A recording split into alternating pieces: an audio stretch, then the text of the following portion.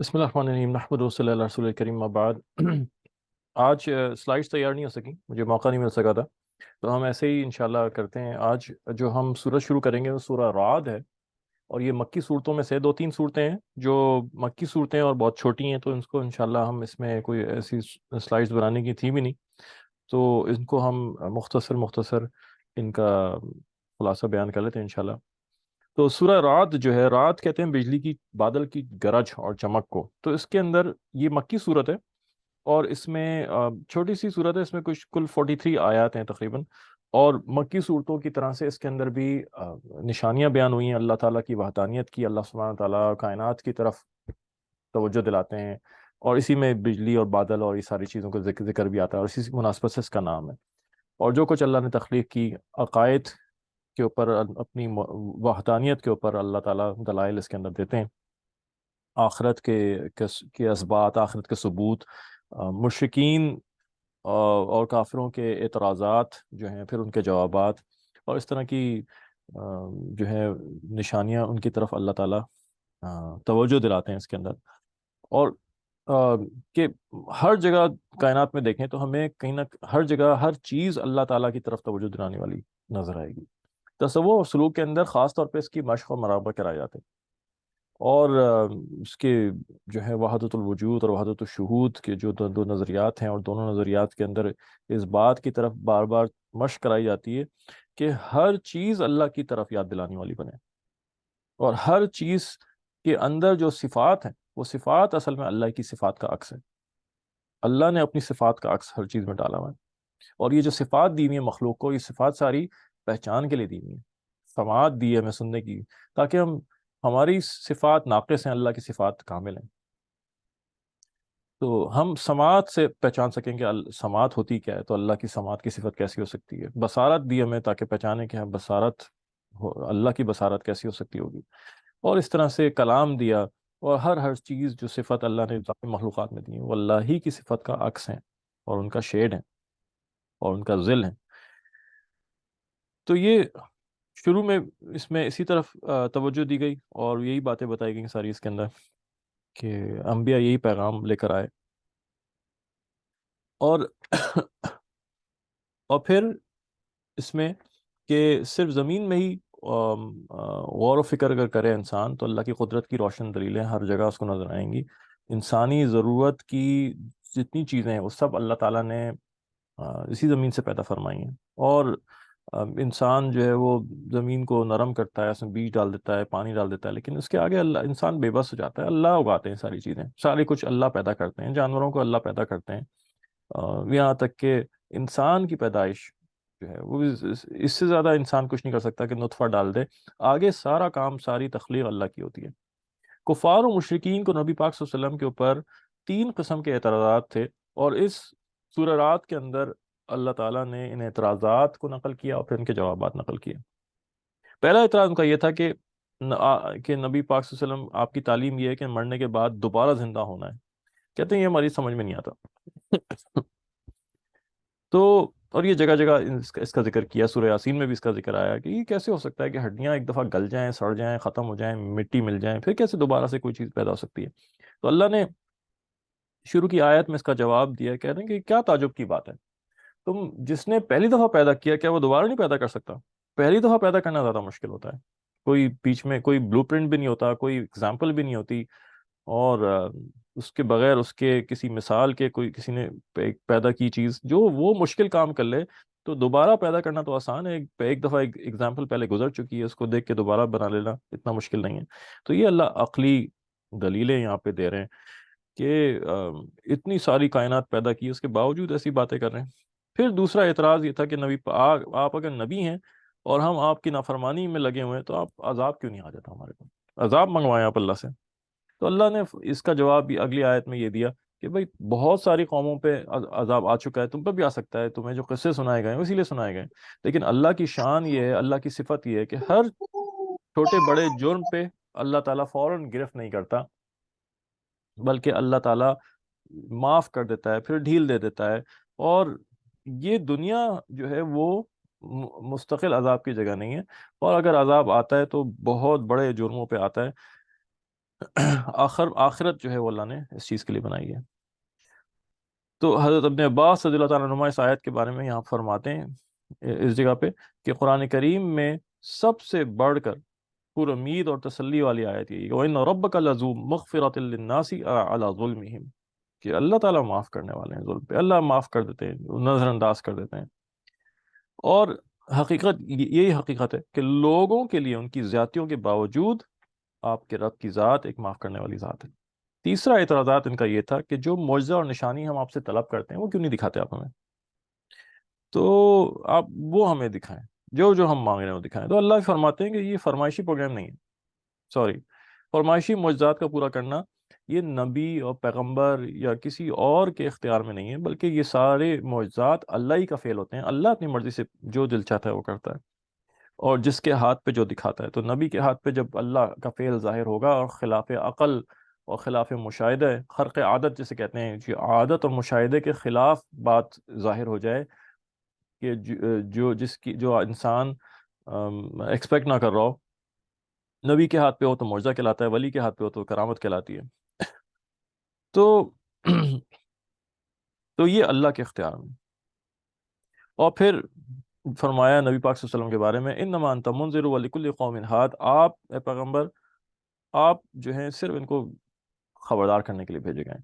یہ اگر یہ اس طرح کی بیہودہ باتیں کرتے ہیں اور ان کے جواب دینا اور ان کے پیچھے پڑنا آپ کی ذمہ داری نہیں ہے، آپ کو خبردار کرنا ہے، اور ہر قوم کے پاس ایک ہدایت دینے والا جو ہے وہ بھیجا گیا ہے کہ جو ان کو راستہ دکھائے، آگے ماننا نہ ماننا ان کا کام ہے۔ اور پھر اللہ فرماتے ہیں لَهُ مُعَقِّبَاتٌ مِّن بَيْنِ يَدَيْهِ وَمِنْ خَلْفِهِ يَحْفَظُونَهُ مِنْ أَمْرِ اللَّهِ، ہر شخص کے آگے پیچھے نگران فرشتے اللہ نے مقرر کیے ہیں جو اللہ کے حکم سے حفاظت کرتے ہیں اس کی۔ بخاری شریف کی بھی ایک روایت میں آتا ہے کہ فرشتوں کی ایک جماعت جو ہے وہ دن کے وقت انسانوں کی نگرانی پہ معمور رہتی ہے، ایک جماعت ہوتی ہے وہ رات کے وقت میں معمور رہتی ہے۔ اور اسی طرح سے ابو داؤد شریف کی روایت کے اندر ہے کہ حضرت علی رضی اللہ تعالیٰ عنہ نے فرمایا کہ یہ فرشتے مختلف حادثات سے انسانوں کی حفاظت کرتے ہیں۔ البتہ جب اللہ کا حکم ہو جاتا ہے کسی مصیبت کے آنے کا تو پھر یا کسی تکلیف میں، تو پھر یہ فرشتے جو ہیں یہ پیچھے ہٹ جاتے ہیں وہاں سے، اور اللہ کے فیصلے کو عمل میں آنے دیتے ہیں وہ۔ ابن جریر، ایک اور ابن جریر میں روایت ہے کہ حضرت عثمان غنی رضی اللہ تعالیٰ عنہ نے فرمایا کہ ان فرشتوں کا کام صرف یہ نہیں ہے کہ دنیاوی مصیبتوں سے تکالیف سے حفاظت فرمائیں، بلکہ وہ انسانوں کو گناہوں سے محفوظ رکھنے کی کوشش بھی کرتے ہیں۔ وہ خیالات ڈالتے ہیں، وہ خوف خدا کی باتیں ڈالتے ہیں، جو کہتے ہیں نا ضمیر بول رہا ہے، میرا ضمیر بول رہا ہے، وہ یہ خیالات ہوتے ہیں جو فرشتے، نیکی کے فرشتے ہوتے ہیں۔ جیسے شیطان وسوسے ڈالتا ہے گناہوں کے، اس طرح سے فرشتے بھی نامزد ہیں، متعین ہیں، وہ بھی خیالات ڈالتے ہیں، دیکھو ایسا نہ کرو، دیکھو اللہ سے ڈرو۔ تو وہ انسان کے اوپر ہے کہ وہ کس کا خیال کو سن لیتا ہے، کس کے خیال کو اہمیت دیتا ہے۔ تو یہ قیامت کے دن جب شیطان، انہی صورتوں میں سے کسی صورت میں ہے کہ جب شیطان قیامت کے دن جائے گا تو جو لوگ اس کی پیروی میں چلے ہوں گے اور جو ان کو جہنم میں ڈالا جا رہا ہوگا وہ اس کے اوپر غصہ کریں گے اور ناراض ہوں گے۔ تو وہ کہے گا مجھ پہ کیوں غصہ کرتے ہو، میں نے تمہیں کوئی ہاتھ پکڑ کے تھوڑی تم سے گناہ کروایا، یہ تو میرے اختیار میں تھا ہی نہیں، میں تو تمہارے دل میں خیال ڈالا، اور تو فرشتوں نے بھی تمہارے دل میں خیال ڈالا، تم نے میرے خیال کو چن لیا، اس کو چھوڑ دیا، یہ تمہارا اختیار تھا، مجھے کیوں تم الزام دیتے ہو، کرنے والے تو تم ہی ہو۔ تو یہ داعیہ نیکی کا پیدا کرنا، یہ بھی فرشتے اس کا یہ بھی کام ہوتے ہیں۔ اچھا، تو پھر وہ جو ہے کیا کہتے ہیں، گناہ کا کام اگر کر لیتا ہے تو ایک ایک گناہ اس کے کھاتے میں لکھ دیتے ہیں، اور اگر نیکی کا کام کر لیتا ہے تو وہ اس کے 10 گناہ اجر اس کا لکھ لیتے ہیں۔ اسی طرح سے حضرت کعب بن احبار رضی اللہ تعالیٰ عنہ فرماتے ہیں کہ جنوں سے حفاظت یہ بھی فرشتے کرتے ہیں۔ جنات بڑی تعداد میں ہمارے ارد گرد موجود رہتے ہیں، ہمیں نظر نہیں آتے۔ اللہ نے فرمایا ہے پچھلی صورتوں میں ہم نے پڑھا کہ یہ شیطان اور اس کے قبیلے یہ تمہیں دیکھ رہے ہیں اور تم انہیں نہیں دیکھ سکتے۔ تو ان سے حفاظت کے لیے بھی فرشتے متعین، ورنہ جنات اتنی طاقتور مخلوق اللہ نے پیدا کی ہے کہ جو پھاڑ کے انسان کو رکھ دیں، ختم کر کے رکھ دیں، لیکن یہ فرشتے اور یہ روحانیت ہوتی ہے جس کی وجہ سے وہ پیچھے رہتے ہیں اور ڈرے رہتے ہیں، ورنہ تو زندگی وبال بنا دیں۔ تو پھر یہ بات اس کی وجہ سے کسی کے ذہن میں یہ بات آ سکتی ہے، کسی کو غلط فہمی ہو سکتی ہے کہ جب اللہ تعالیٰ نے اتنا شدید حفاظت کا انتظام کر رکھا ہے تو پھر ہمیں بے فکر ہو جانا چاہیے، ہمیں کیا ضرورت ہے کہ ہم کوشش کریں، بلکہ جو جو ہے وہ تو ہوگا ہی ہوگا، اور فرشتے حفاظت میں معمور ہیں۔ تو اللہ نے اس غلط فہمی کو بھی آگے آیت میں دور فرما دیا، فرمایا، مشہور آیت ہے، ان اللہ لا یغیر ما بقوم حتی یغیر ما بانفسہم، اللہ کسی قوم کی حالت اس وقت تک نہیں بدلتا جب تک وہ خود اپنی حالت میں بدلنے کے لیے محنت نہ کرے، تبدیلی نہ لائے۔ یہ اللہ کی سنت کے خلاف ہے، جس کو شعر کی شکل میں حضرت علامہ اقبال رحمۃ اللہ علیہ نے یہ فرمایا کہ خدا نے آج تک اس قوم کی حالت نہیں بدلی، نہ ہو جس کو خیال آپ اپنی حالت کے بدلنے کا۔ یہ اسی آیت کا ترجمہ ہے جس کو شعر کی شکل میں لایا گیا۔ اور پھر جب اللہ تعالیٰ کسی قوم پر کوئی آفت لانے کا ارادہ کر لیتا ہے تو پھر اس کا ٹالنا ممکن نہیں، اور ایسے لوگوں کا خود اس کے سوا کوئی رکھوالا نہیں ہو سکتا۔ یعنی اللہ تعالیٰ کسی بھی قوم کی اچھی حالت کو بدحالی میں خود بخود نہیں بدلتا، لیکن جب وہ نافرمانی پہ کمر باندھ لیتے ہیں تو پھر اللہ کا عذاب آتا ہے، پھر اسے کوئی دور نہیں کر سکتا، پھر وہ نگران فرشتے بھی پیچھے ہٹ جاتے ہیں، کیونکہ اللہ کا حکم کے آگے تو کوئی کچھ نہیں کر سکتا۔ تو لہٰذا یہ بات سوچنے کی ہے کہ امت، ہم اگر چاہتے ہیں کہ عزت ہمیں ملے دنیا کے اندر تو عزت والے اسباب اختیار کرنے ہوں گے۔ ہم نے عزت والے اسباب تو اختیار کرے نہیں، ہاتھ پہ ہاتھ دھرے بیٹھے، اور ہم چاہتے ہی ہیں کہ ہمیں مفت میں سارے کام مل جائیں۔ نہیں نہیں، ایسے جو ہے وہ اللہ کا نظام نہیں چلا کرتا۔ یہ کبھی بھی اللہ نے کسی کو اس طرح سے کبھی بھی اونچا درجات نہیں دیے، ہمیشہ مجاہدہ قربانیاں، شدید قسم کی قربانیاں مانگتے ہیں۔ صحابہ کی زندگی دیکھیں، شدید قسم کی قربانیاں صحابہ نے دی ہیں، تو اللہ نے صحابہ کو امامت دی پوری دنیا کی۔ جہاں جہاں گئے، چند چند صحابہ جاتے تھے اور پورا علاقہ ان کے زیر اختیار آ جاتا تھا۔ یہ صرف چھوٹی موٹی بات کے اوپر نہیں، بلکہ ان کی زندگیاں ذاتی طور پہ، انفرادی زندگی میں انہوں نے مطلب نفس کی قربانی دی، خواہشات کی قربانی دی، حرام چیزوں کو چھوڑ دیا کہ نہیں کریں گے، مر جائیں گے، حرام کام نہیں کریں گے، اپنی نگاہوں کو روکیں گے، اپنے ہاتھوں کو روکیں گے، اپنے زبانوں کو، اپنے کانوں کو روکیں گے، موسیقی نہیں سنیں گے، زنا نہیں کریں گے، نظر کا زنا نہیں کریں گے، اور دنیا جہان کی چیزیں حرام نہیں کھائیں گے۔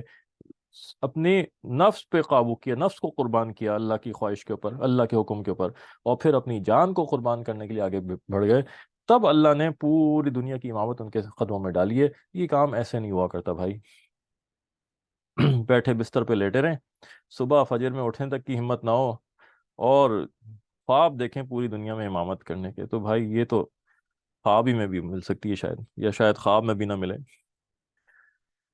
پھر اس کے بعد حق کی پائیداری اور باطل کی بے ثباتی، یعنی کہ حق ہمیشہ رہنے والی چیز ہے اور باطل ختم ہو جانے والی چیز ہے۔ اس کے لیے دو مثالیں اللہ نے بیان فرمائی، اور ایک ہی مثال دی، جگہ جگہ اللہ مثالیں دیتا ہے اور بہت زبردست مثالیں ہوتی ہیں۔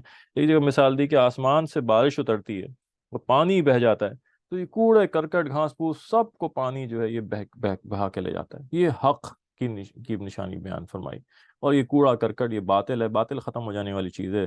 جاء الحق وزهق الباطل ان الباطل کان زہوقا، یہ آیت اس کی تو نہیں ہے، لیکن یہ بھی اسی کے مثال کے اوپر ہے۔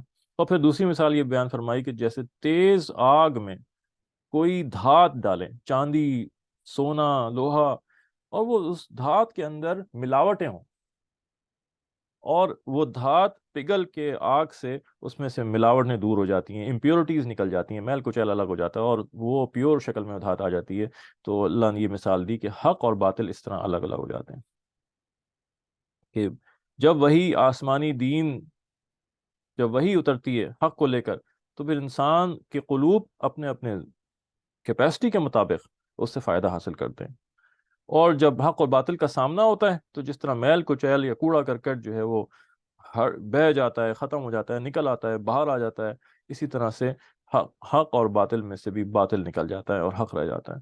لیکن ضرورت اس کی ہے کہ سامنے باطل کے حق آئے، جب تک حق نہیں آئے گا باطل کے اوپر ضرب نہیں لگے گی۔ یہ اللہ کا طریقہ نہیں ہے، باطل چھاتا رہے گا جب تک کہ حق کی محنت نہیں ہوگی۔ تو ان سب سے مثالوں سے مقصد یہ تھا کہ مومن کو باطل کی جو عارضی قوت ہے، اور جو عیش پرستی ہے، اور عارضی طور پہ جو عروج نظر آ رہا ہے، اس سے دھوکہ نہیں کھانا چاہیے۔ انجام کار ہمیشہ یہی ہوگا آخر میں کہ جب حق آئے گا، اور حق پوری طاقت سے آئے گا، باطل ٹھہر نہیں سکتا اس کے آگے۔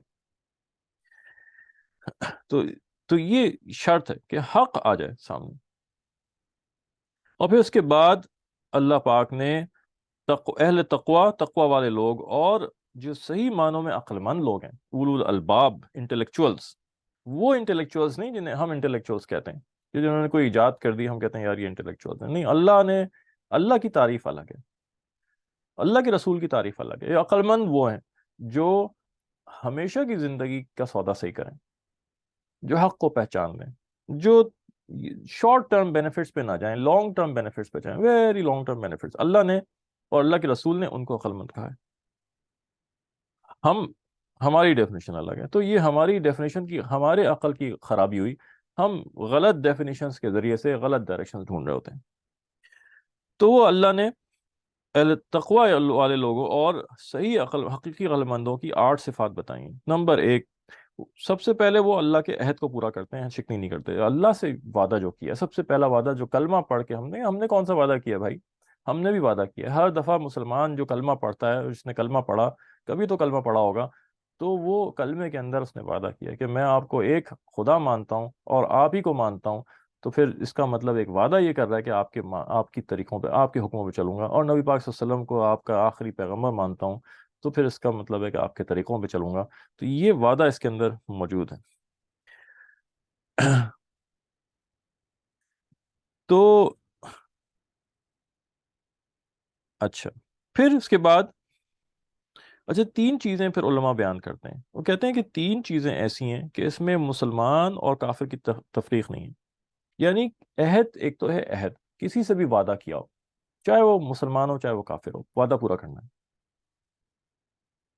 لیکن ہونا حلال چیز پہ چاہیے۔ نمبر 2، رحم کا معاملہ اس کے ساتھ کریں، ظلم کا معاملہ نہ کیا جائے، رحم کا معاملہ کریں۔ تیسرا، امانت میں خیانت نہ کی جائے، چاہے وہ کسی کی بھی ہو۔ پھر دوسری صفت یہ بتائی عقل مندوں کی کہ جن رشتوں کو اللہ نے جوڑے رکھنے کا حکم دیا انہیں جوڑے رکھو، وہ یہ جوڑے رکھتے ہیں۔ اور نبی پاک صلی اللہ علیہ وسلم نے فرمایا کہ کوئی نیکی جس کا صلہ بہت جلد مل جاتا ہو، وہ جو ہے وہ رشتے صلہ رحمی سے بڑھ کر نہیں، یعنی خون کے جو رشتے اللہ نے بنائے ہیں ان کے ساتھ اچھے معاملہ کرنا، یہ ایسا عمل ہے کہ اس کا صلہ بہت جلدی اللہ تعالیٰ عطا فرما دیتے ہیں، اور کوئی گناہ ایسا نہیں جس کا وبال دنیا کے علاوہ سزائے آخرت کے ملے، وہ قطع رحمی، کہ رشتہ داریوں کو توڑ دینا اور ظلم کر دینا، یہ ایسے چیز ہے کہ جس کا گناہ اور دنیا میں بھی ملتا ہے، اس کی سزا دنیا میں ملتی ہے۔ ایک حدیث میں ہے کہ قطع رحمی کرنے والا، یعنی خونی رشتوں کو کاٹ دینے والا، وہ جنت کی خوشبو بھی نہیں سونگ سکے گا۔ تیسری صفت یہ بتائی کہ یہ عقل مند لوگ وہ ہیں جو اپنے رب سے ڈرتے ہیں۔ پھر چوتھی، برے حساب کا خوف رکھتے ہیں کہ اللہ ہمارا قیامت کے دن حساب کتاب جو ہے وہ برا نہ ہو۔ پانچواں، اللہ کی رضا کے لیے صبر کرتے ہیں، اور صبر کے اندر حکموں پہ چلنا یہ صبر کا حصہ ہے، اور گناہوں سے بچنا یہ صبر کا حصہ ہے۔ چھٹے، نماز قائم کرتے ہیں۔ ساتویں، اللہ کے دیے ہوئے مال میں سے چھپ کے اور ظاہر کر کے خرچ کرتے ہیں، اعلانیہ اور خفیہ، دونوں چیزیں، دونوں طرح کے خرچ ہونے چاہیے، کہ اخلاص خالی خفیہ میں نہیں ہے، بلکہ بعض دفعہ ضرورت پڑتی ہے کہ اعلانیہ کیا جائے، بعض دفعہ بڑے پیمانے پہ مال جمع کرنے کی ضرورت پڑ رہی ہے، تو اس میں ترغیباً اعلان کر کے خرچ کرنا یہ بعض دفعہ زیادہ فائدہ ہوتا ہے، کہ لوگوں کو بھی ترغیب ہو کہ دیکھو یہ کر رہا ہے، اوہ اتنے اس نے دیے تو میں بھی اس میں اور زیادہ دوں، اس سے ترغیب ملتی ہے۔ تو بعض دفعہ اعلانیہ خرچ کرنا ضرورت ہوتا ہے، تاکہ دوسرے لوگوں کو بھی پتہ چلے کہ اس نے دیا ہے اور اس نے اتنے اتنے دیے ہیں۔ اور بعض دفعہ خفیہ میں زیادہ فائدہ ہوتا ہے، جب اس طرح کی کوئی حاجت نہ ہو تو اس میں خفیہ خرچ کرنا چاہیے، تاکہ نفس بھی اپنا برائی سے بچا رہے۔ 8ویں صفت ان کی یہ بیان کی کہ برائی کا جواب اچھائی سے دیتے ہیں۔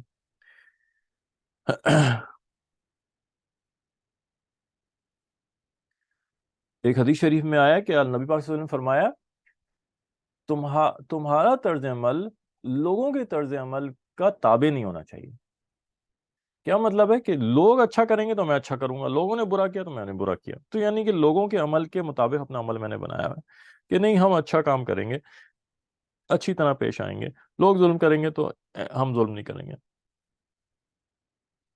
پھر ان کے مقابلے میں یہ 8 صفت بیان ہوئی، اس کے مقابلے میں یہ سعید لوگ تھے، تو دو ہی قسم ہیں، اللہ کے نزدیک لوگوں کی 2 ہی قسمیں ہیں، سعید اور شقی۔ کہ جو کامیاب اور خوش لوگ ہوں گے اور جو شقی اور بدبخت لوگ ہوں گے، خوشبخت لوگ تو بدبخت لوگ، کیونکہ آخر میں بھی جنت و جہنم دو ہی ہے۔ آراف کب جو آتا ہے وہ بھی عارضی طور پہ ہی ہوتا ہے، وہ بھی آخر میں جنت میں ہی چلے جائیں گے، تو دو ہی لوگ ہیں۔ تو اسی 8 صفت یہ بیان کی، پھر شقی لوگوں کی، بدبخت لوگوں کی 3 نمایاں علامات بیان کی ہیں۔ نمبر 1، وہ اللہ کے عہد کو توڑتے ہیں، یعنی اس کے اندر گناہ میں ملوث ہو جاتے ہیں، حرام اور حلال کی پرواہ نہیں کر رہے ہوتے، اللہ نے جو حدود بنائی ان کو توڑ دیتے ہیں۔ دوسرے، جو اللہ نے رشتے قائم کیے ہیں اور جن کو جوڑنے کا حکم دیا ان رشتوں کو توڑتے ہیں بلا وجہ۔ تیسرے، زمین میں فساد پیدا کرتے ہیں۔ اور پھر سورت کے آخر میں اللہ پاک نے اپنے نبی کی نبوت کی خود شہادت دی ہے اور فرمایا کہ وہ لوگ جنہوں نے کفر اپنا لیا، وہ کہتے ہیں کہ آپ پیغمبر نہیں ہیں، نعوذ باللہ، صلی اللہ علیہ وسلم، تو آپ صلی اللہ علیہ وسلم کہہ دیجئے کہ میرے اور تمہارے درمیان گواہی کے لیے اللہ کافی ہے، اور ہر وہ شخص جس کے پاس کتاب کا علم ہے۔ یہاں اللہ نے علماء کا درجہ بتایا ہے، اور جگہ جگہ پہ اللہ نے علماء کا درجہ بتایا، یہاں رسالت کی گواہی کے لیے بھی اہل علم حضرات کو، جن کے پاس کتاب کا علم ہے، ان کو لے کر آئے اللہ تعالیٰ اپنے بات۔ اسی طرح سے ایک اور آیت ہے کسی اور صورت کے اندر، اس میں اللہ نے اپنی وحدانیت کی گواہی کے لیے علماء کو لے کر آئے اللہ۔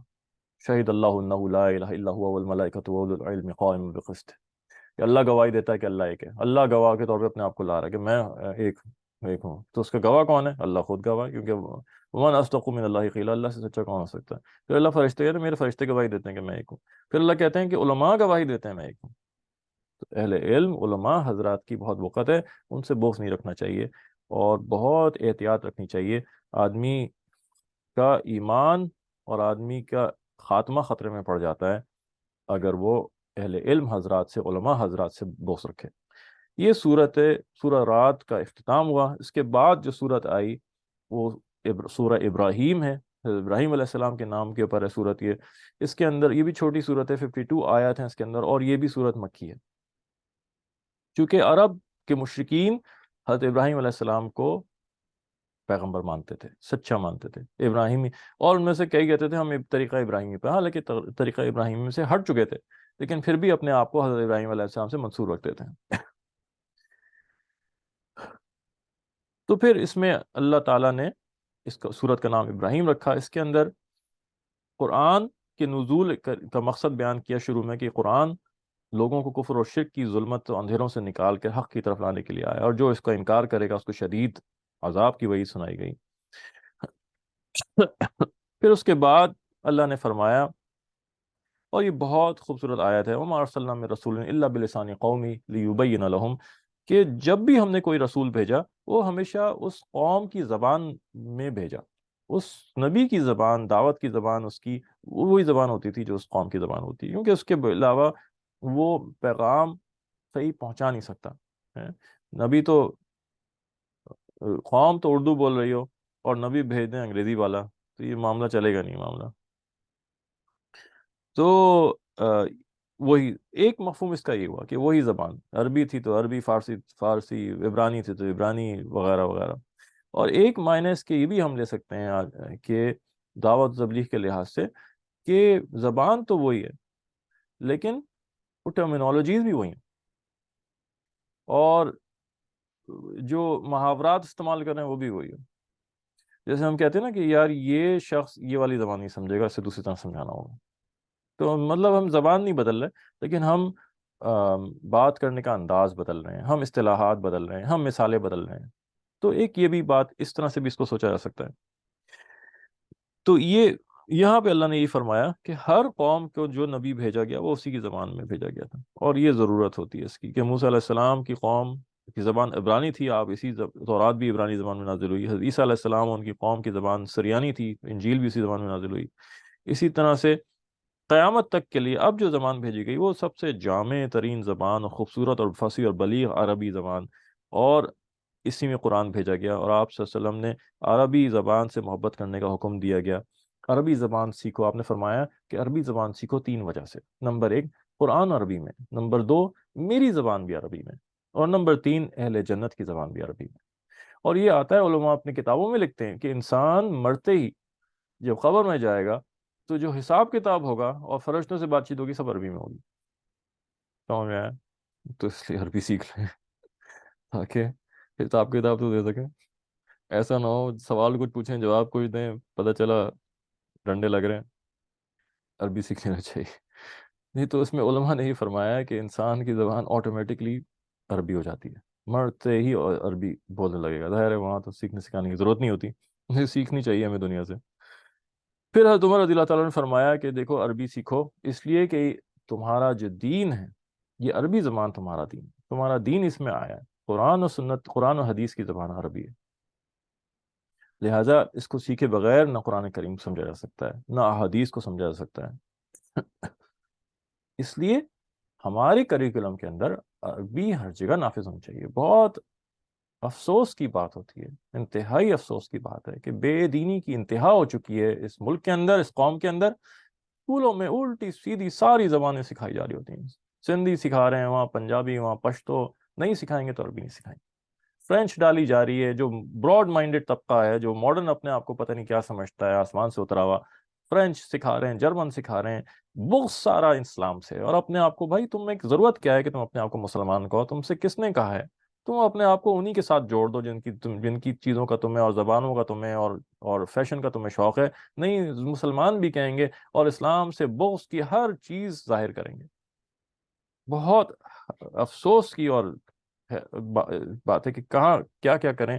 اس ذلت اور زوال کی شکار ہم لوگ ہو چکے ہیں کہ دکھ ہوتا ہے اس کی بات کرتے ہوئے بھی, اور دل جلتا ہے اور دل کٹتا ہے.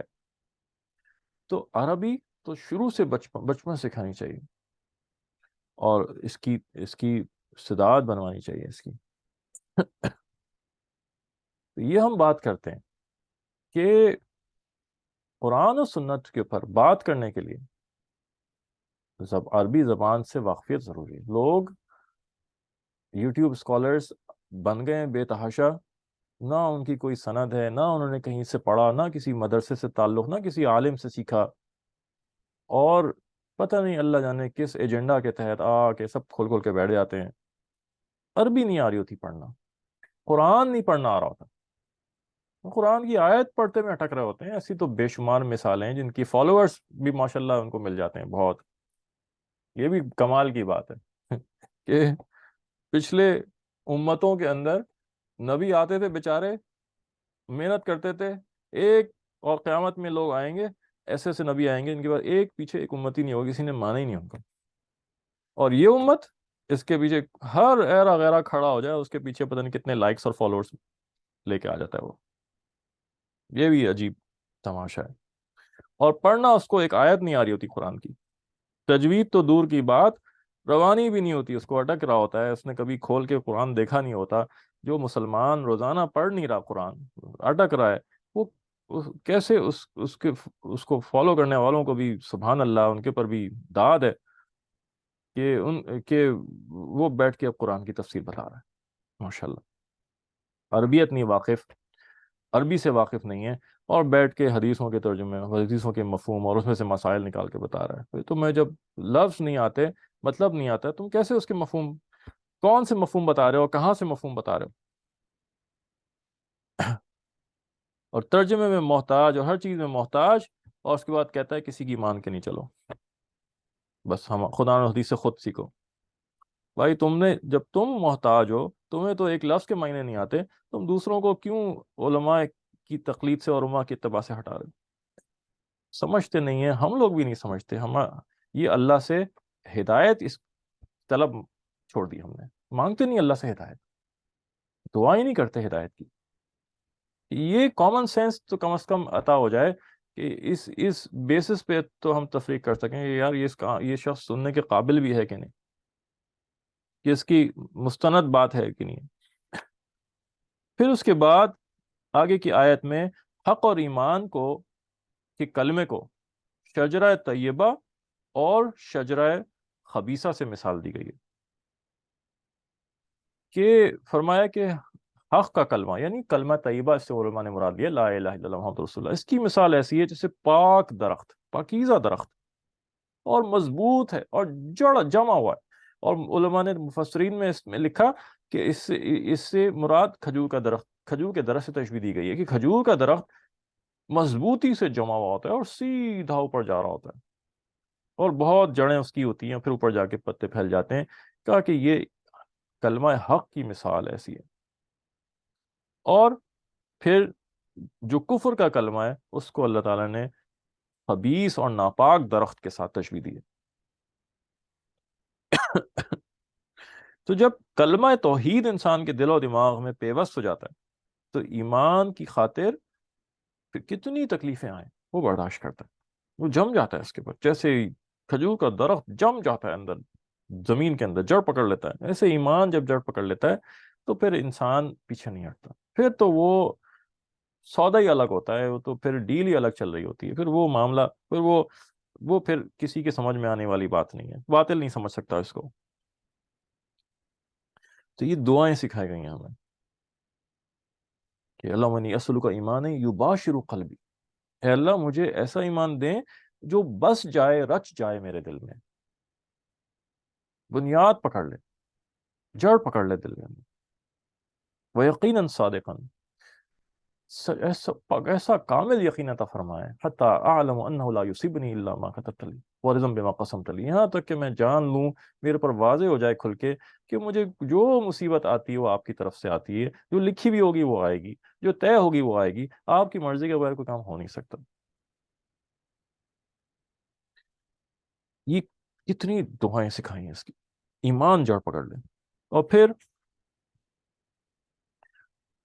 پھر فرمایا کہ یہ درخت کھجور کا درخت اتنا اونچا ہوتا ہے کہ اس کی شاخیں بلند ہوتی ہیں اور زمین کی گندگیوں سے دور رہتی ہیں. اسی طرح جب کلمہ توحید انسان کے دل میں آ جاتا ہے، مومن کے دل میں، تو جتنے نیک کام ہوتے ہیں اور جو اصل میں اسی کلمے کی شاخیں ہیں ساری، وہ انسان اللہ کی خوشنودی حاصل کرنے کے لیے کرنے لگتا ہے. اور ناپاک کلمہ سے مراد کلمہ کفر ہے کہ ایسا خراب درخت کہ کوئی مضبوط جڑ بھی نہ ہو، جیسے پتلی سی بیل ہو، ایک جھٹکا دیا نکل گئی، جھاڑ جھنکاڑ تھے، اٹھائے کھینچا نکل آئے، خود سے اگائے، بالکل ان میں جماؤ نہیں ہوتا، پکڑ نہیں ہوتی، ان میں مضبوطی نہیں ہوتی، جو چاہے آسانی سے اکھاڑ لے. اسی طرح کافرانہ عقیدے، کوئی عقلی نقلی کوئی دلیلی بنیاد نہیں ہوتی ان کی کسی قسم کی، کوئی عقلی، کہتے تو ہیں کہ انٹلیکچوئل اور لاجیکل، کوئی لاجک نہیں ہوتی، کچھ نہیں ہوتا، جھوٹ ہوتا ہے سارا. اور اس سے مسلمانوں کو یہ تسلی بھی دی گئی ہے کہ کفر و شرک کے جن عقیدوں نے آج مسلمانوں پہ زمین تنگ کی ہوئی ہے، ان قریب انشاءاللہ وہ وقت آنے والا ہے کہ جس وقت حق دلوں میں آ جائے گا تو وہ ان کو اکھاڑ کر پھینک دیں گے، جیسے جھاڑ جھنکاڑ کو اکھاڑ کر پھینکتے ہیں. اور پھر حضرت ابراہیم علیہ السلام کی دعاؤں کا بیان ہے جو آپ نے اپنے بیٹے حضرت اسماعیل علیہ السلام اور حضرت حاجرہ علیہ السلام کو وہاں چھوڑا مکے میں، اور جو ہے وہاں پھر اللہ سے دعائیں کی کہ اللہ میں ان کو وادی غیر ذی زرع میں چھوڑ رہا ہوں اور یہاں کچھ نہیں ہے، اور آپ پھر ثمرات اور رزق ان کو یہاں دیں. مکے میں نبی ابراہیم علیہ السلام نے دعا کی کہ دنیا جہان کے ثمرات اور پھل یہاں پہ دیں آپ. تو یہاں علماء یہ فرماتے ہیں کہ گھر والوں کے لیے دعائیں مانگنا یہ چاہیے. اور پھر اس میں وہ بھی مشہور دعا رب اجعلنی مقیم الصلاۃ ومن ذریتی ربنا تقبل دعا، دعاؤں میں رکھنا چاہیے اس کا، ان چیزوں کو، کہ گھر والوں کی نماز کی فکر کرنا. اس میں انہوں نے کہا ہے کہ جو head of the household ہے اس کی ذمہ داری ہے کہ وہ گھر والوں کی نماز کی بھی فکر کرے، اپنے اولاد کی بھی نماز کی فکر کرے، اور ان کو اس کی ترغیب دے، اور ان کی رزق کی بھی فکر کرے. رزق کی دعا بھی مانگی حضرت ابراہیم علیہ السلام نے، اور ان کی فکر بھی کرے، اس کی بھی پلاننگ بھی کرے. یہ توکل کے خلاف نہیں ہے چیزیں ساری. اور یہاں سورہ ابراہیم جو ہے وہ ختم ہوتی ہے. اس کے بعد سورہ حجر شروع ہوتی ہے، اور یہ بھی مکی صورت ہے، اور مکہ مکرمہ میں حضرت صلی اللہ علیہ وسلم کی بعثت کے ابتدائی زمانے میں نازل ہوئی. اور اس میں کھل کے پہلی بار اس کے اندر کھل کے آپ کو تبلیغ کا حکم دیا گیا کہ آپ کھل کے تبلیغ کریں. اور اس کے اندر یہ بھی چھوٹی صورت ہے، 99 آیت ہیں، اور اس کا نام حجر پتھروں کہتے ہیں. اور اس کا نام اس لیے رکھا گیا کہ اس میں آگے جا کر اصحاب الحجر کا تذکرہ ہے، یعنی کہ حجر پتھر والی قوم، اور اس سے مراد قوم سمود ہے جو پتھروں میں، پہاڑوں میں کاٹ کے اپنا گھر بنایا کرتے تھے، تو ان کی نسبت سے ان کو اس صورت کو حجر کہا گیا، وہ اصحاب الحجر بھی کہلاتے ہیں، اور ان کی کھنڈرات ابھی بھی باقی ہیں، اور نبی پاک صلی اللہ علیہ وسلم کی ہدایت کے مطابق وہاں ٹھہرتے نہیں، عذاب کی جگہ پہ ٹھہرنے کو منع کیا گیا۔ اچھا، اس صورت کے اندر بھی زیادہ تر مکی صورت ہے، تو اس میں بھی جو نبوت کا انکار کرنے والے ہیں اس کا تذکرہ ہے، ان کی دلیلوں کا، اعتراضات کا جواب ہے، ان کی دلیلوں کا رد کیا گیا ہے، توحید کی دلیلیں دی گئی ہیں، رسالت کی دلیلیں دی گئی ہیں، اور جو ہے ڈرایا گیا ہے ان کو ہلاکت سے اور عذاب سے، اور قیامت کے تذکرے ہیں اس کے اندر۔ پھر اس میں فرمایا کہ اگرچہ قرآن کریم سے پہلے بھی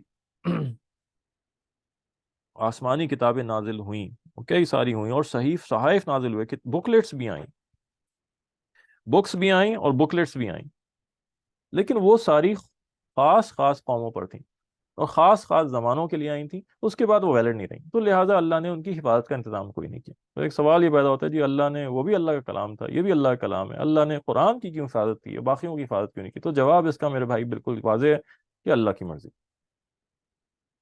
وہ اللہ ان پہ بھی قادر تھا، ان پہ بھی قادر ہے۔ جس طرح اللہ نے زبردست قرآن کریم کی حفاظت کا نظام بنایا کہ بچے بچے کی دلوں میں اللہ نے اس کو اتار دیا، اور ایسا ہے کہ کوئی کتنی کوششیں ہوئیں اس کو بدلنے کی اور اس میں گڑبڑیں کرنے کی، ایک حرف، ایک لیٹر، ایک حرکت نہیں بدل سکتا کوئی، وہ اللہ باقی ساری کتابوں کو محفوظ رکھنے پہ بھی قادر تھا، وہی اللہ ہے، اللہ ہی نے رکھا ہوا ہے، وہی اللہ نے نظام بنایا، اللہ کی مرضی اللہ نے نہیں رکھا ان کو۔ وہ کتابوں کا مقصد صرف ایک محدود وقت کے لیے تھا، وہ ہمیشہ کے لیے ہدایت نہیں تھی، تو اللہ کو منظور یہی ہوا کہ وہ باقی نہ رہیں۔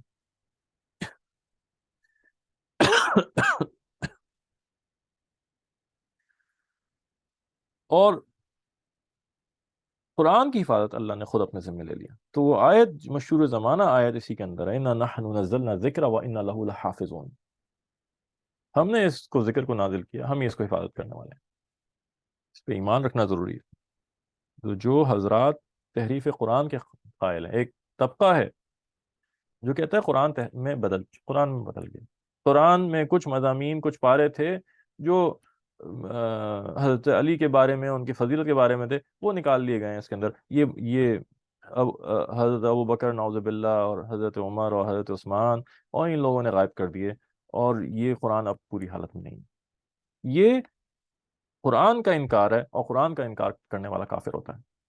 اس آیت کی، اس میں کوئی کسی قسم کا کوئی اختلاف نہیں ہے، اس میں اجماع ہے کہ یہ قرآن کی حفاظت کی آیت ہے۔ جب انڈیا میں انگریز غالب ہوئے نئے نئے، تو ان کو دو قوموں سے واسطہ پڑا، ہندو اور مسلمان۔ تو جو باطل دین والے ہوتے ہیں ان کو تو وہ تو کبھی کسی کے لیے مسئلہ بنتے ہی نہیں، ہندوؤں سے ان کو کوئی مسئلہ نہیں تھا۔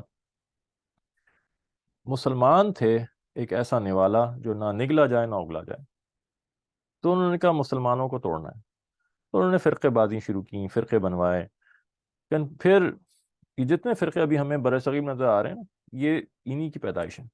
پھر اسی طرح سے قادیانیت انہی کی پیدائش ہے، جو کہ ایک الگ دین ہے، فرقہ نہیں ہے اسلام کا۔ قادیانی اسلام کا فرقہ نہیں کہلائے گا، اسلام کے فرقے مسلمان ہوتے ہیں، قادیانی اسلام سے خارج ہیں، یہ بھی انہوں نے بنوایا۔ تو ہوتا یہ تھا کہ پھر مسلمانوں میں کنفیوژنس پیدا کرتے تھے، ان کے پادری آ جاتے تھے بیچ میں، سڑک پہ کھڑے ہو جاتے تھے کہیں پہ چوک کے اوپر، اونچی سی کوئی سٹول رکھ کے، اور سب کو بلاتے تھے، اور پھر عیسائیت کی دعوت اور اسلام میں شبہات، اور یہ ان کا طریقہ ہوا کرتا تھا۔ تو یہ آیت لی انہوں نے ایک دفعہ، اِنَّا نَحْنُ نَزَّلْنَا الذِّكْرَ وَإِنَّا لَهُ لَحَافِظُونَ، اور اس کو کہنے لگے کہ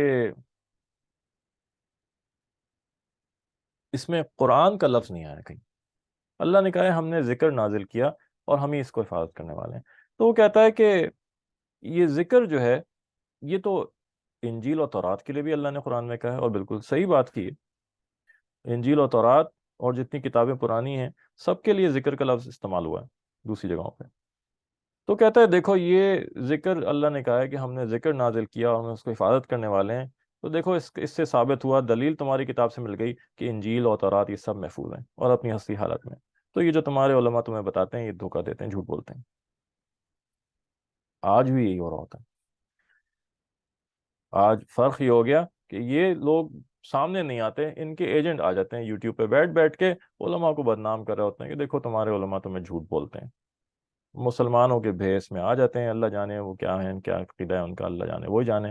ہم کسی پہ کوئی الزام نہیں لگاتے، کسی پہ کوئی فتویٰ نہیں لگا رہے، لیکن ہم یہ بات سمجھا رہے ہیں کہ بات سمجھنے کی ہے، اللہ سے ہدایت مانگتے رہیں۔ تو علماء نے پھر اس کا بتایا جواب، اس کا جواب کیا ہوگا کہ نہیں، اس سے آیت سے قرآن ثابت ہے۔ انہوں نے کہا ایک لفظ ہے نزلنا، اللہ نے یہاں نزلنا استعمال کیا، اور ایک لفظ ہے انزلنا۔ انزلنا کا مطلب ہے کوئی چیز اوپر سے نیچے اتاری جائے اور پوری اکٹھی اتار دی جائے،